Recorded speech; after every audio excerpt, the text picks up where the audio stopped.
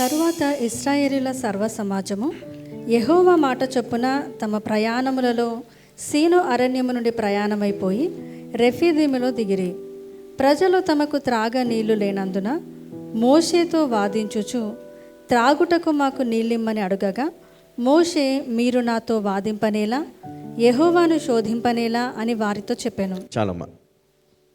ఇక్కడ మోషే ద్వారా దేవుడు చాలా గొప్ప కార్యాన్ని మొదలుపెట్టాడు. ఎన్నో ఆటంకాల మధ్యలో వారు ప్రయాణమై వెళ్తూ ఉన్నారు. చాలా అలసిపోయి ఉన్నారు. మరి దేవుడు వీరిని నడిపిస్తున్నాడు. ఎలా నడిపిస్తున్నాడు? మరి నడిపించడానికి ఏదైనా ఒకటి కావాలి మనకు. మ్యాప్ కానీ, లేకపోతే ఆ మార్గం తెలిసిన వాళ్ళు కానీ మనకు తోడుగా ఉండి మనం నడిపించాలి. అయితే ఇక్కడ తండ్రి అయిన దేవుడు మోషేను ముందు పెట్టాడు. అయితే మోషే ఎలా వెళ్తున్నాడంటే, మరి ఆకాశములో మరి ఒక మేఘము అతనికి మార్గం చూపిస్తూ ఉంది. వెళ్తూ ఉన్నారు, చాలా అలసిపోయారు. ఇక్కడ వారు ఎక్కడ ఆగారు? తమ ప్రయాణములో సీను అరణ్యము నుండి ప్రయాణమైపోయి రెఫీదీములో దిగిరి. ఈ రెఫీదీము అనగా చల్లని ప్రదేశము అని అర్థం, చల్లటి ప్రాంతం. అక్కడ విశ్రాంతి తీసుకుందామని వాళ్ళందరూ ఆ ప్రాంతాన్ని మరి చేరుకున్నారు. అక్కడ దిగారు. అక్కడ మరి దేవుడు వీరిని నడిపిస్తున్నాడు కదా, దేవుడు తోడుగా ఉన్నాడు కదా. మరి దేవుడు తోడుగా ఉంటే సమస్యలు వస్తాయా అమ్మా? దేవుడు నడిపిస్తే ఆటంకాలు వస్తాయా? దేవుడే ఇస్తే గొడవలు అవుతాయా? భార్యను భర్తను దేవుడే ఇస్తే ఉద్యోగము పోతుందా? దేవుడే మరి మనకు ఒక సహాయం చేస్తే ఆ సహాయం వ్యర్థమైపోతుందా? పోదు. అంటే మనం అందరికీ తెలుసు, పోదు. దేవుడు మనకు తోడుగా ఉంటే దేవుడు నడిపిస్తాడు చివరి వరకు. ఎక్కడ కూడా ఏ ఆటంకం ఉండదు, అంత హ్యాపీ అనుకుంటాం మనం కదా. కానీ ఇక్కడ ఒక సమస్య వచ్చింది. ఎవరున్నారు వీరికి తోడు? ఈ ఇజ్రాయేలుకు ఎవరు తోడుగా ఉన్నారు? మోషే ఉన్నాడు. వీళ్ళందరికీ ఎవరు తోడుగా ఉన్నారు? ఎవరు నడిపిస్తున్నారు వాళ్ళని? పైన దేవుడు ఉన్నాడా? మరి వాళ్ళందరికీ తెలుసా? తెలుసు. ఇప్పుడు వీరు వెళ్తూ ఉన్నారు. ఇక్కడ సమస్య వచ్చింది. ఏంటది? నీరు లేదు, తాగడానికి నీరు లేదు. ఇక్కడ మనం ఆలోచన చేద్దాం. దేవుడే ఉండి నడిపిస్తే, దేవుడే ఈ ప్రాంతానికి తీసుకొని వెళ్తే, మరి దేవుడు అక్కడ నీళ్లు పెట్టాలి కదా. ఎన్ని లక్షల మంది ఉన్నారు వీళ్ళు? ఆ ప్రాంతానికి వెళ్ళేసరికి ఇంచుమించు 20 లక్షల మంది. మరి ఈ ప్రజలకు ఏమి కొదువైంది? నీరు లేదు. నీరు లేనప్పుడు ఏం జరిగింది? అప్పటిదాకా దేవుడు ఉన్నాడు, అప్పటిదాకా దేవుడు నడిపించాడు, అప్పటిదాకా అన్నీ ఉన్నాయి, చాలా బాగుంది. చిన్న చిన్న సమస్యలు వచ్చినా, చిన్న చిన్న ఆటంకాలు వచ్చినా వాటిని అధిగమించి ముందుకు వెళ్తూ ఉన్నారు.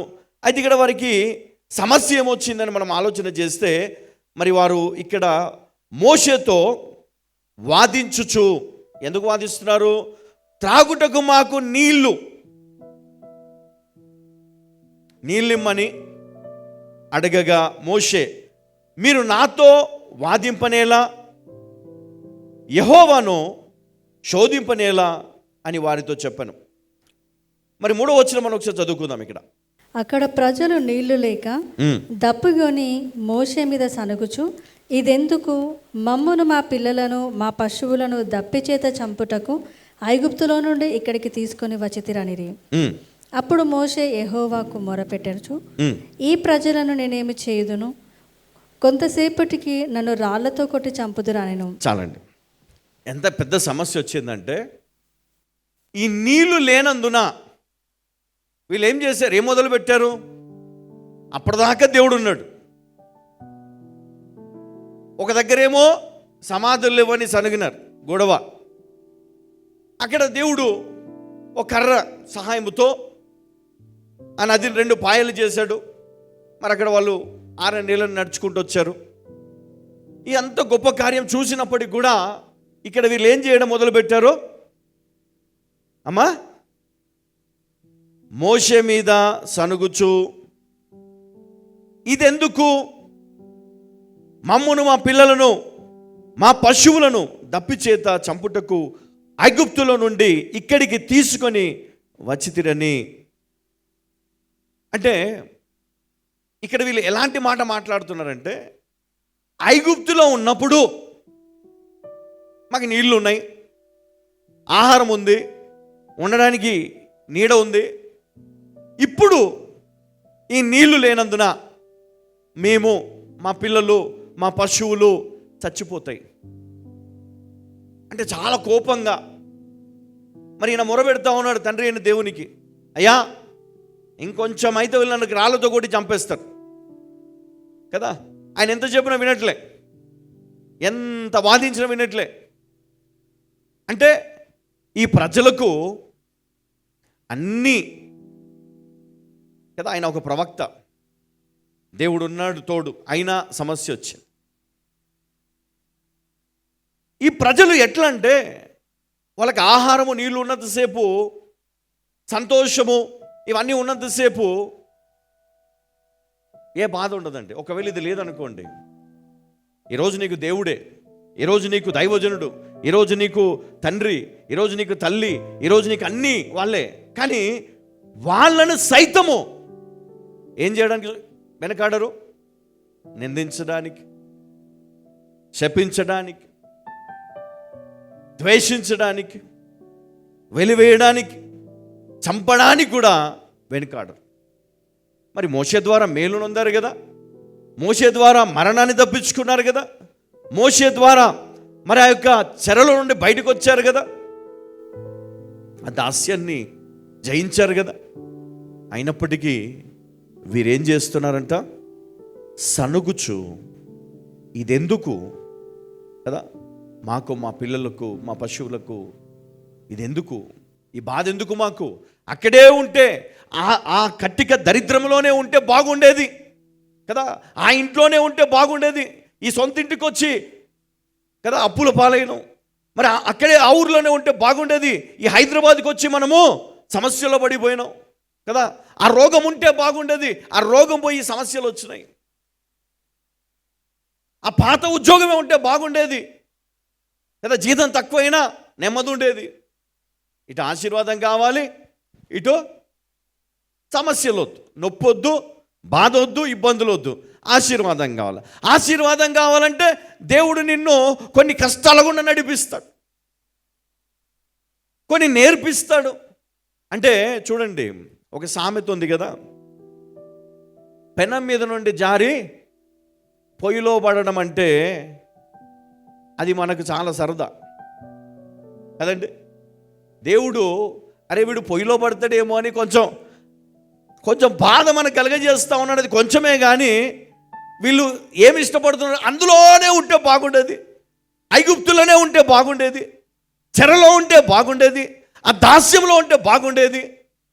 అయ్యా, మిమ్మల్ని నేను ఆ పాలు తేనెలు ప్రవహించే దేశాన్ని నేను తీసుకొని వెళ్ళాలనుకుంటున్నాను. అక్కడ మీకు ఏ కష్టం రాకుండా ఉండాలంటే కొంత కష్టం ఉంటుంది, ప్రయాణం చేయాలా, కొంచెం ఓర్చుకోవాలా, మీ శరీరాన్ని నలగొట్టుకోవాలా, కొన్ని బాధలు, నిందలు, ఇబ్బందులు ఉంటాయి, వీటన్నింటినీ భరించాలి. అప్పటిదాకా మోసే మంచోడే కదా, ఇప్పుడు ఎందుకు చెడ్డోడయ్యాడు మీకు? ఇప్పుడు ఎందుకు చంపాలనుకుంటున్నారు ఆయనని? మా కష్టం వచ్చింది, దేవుడు ఉన్నాడని చెప్పాడు. మరి దేవుడు ఉంటే ఇప్పుడు ఏడి? ఈ కరం ఎందుకు వచ్చింది కదా, నీళ్ళు ఎందుకు లేవు? ఇది మనుష్యుల ఆలోచన విధానం. దేవుడేమో రేపు జరగబోయే వాటిని కూడా ఆలోచించి నీ జీవితంలో కొన్ని సమస్యలకు అనుమతిస్తాడు. ఉదాహరణకు అబ్రహాము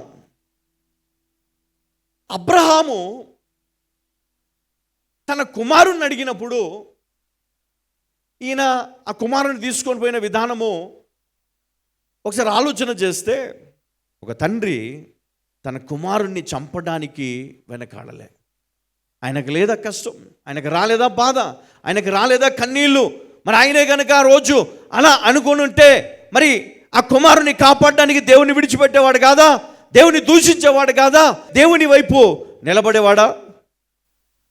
ఎంత మాత్రం కాదు. మరి దేవుడు చూడట్లేదా? చూస్తున్నాడు. గమనించట్లేదా? గమనిస్తున్నాడు. కుమారుని ఎందుకు అడిగాడు? నిన్ను పరీక్షిస్తున్నాడు దేవుడు. కష్టాలు ఎందుకు వచ్చాయి? నీళ్ళు ఎందుకు లేవు? దేవుడు నిన్ను పరీక్షిస్తున్నాడు. హల్లెలూయా.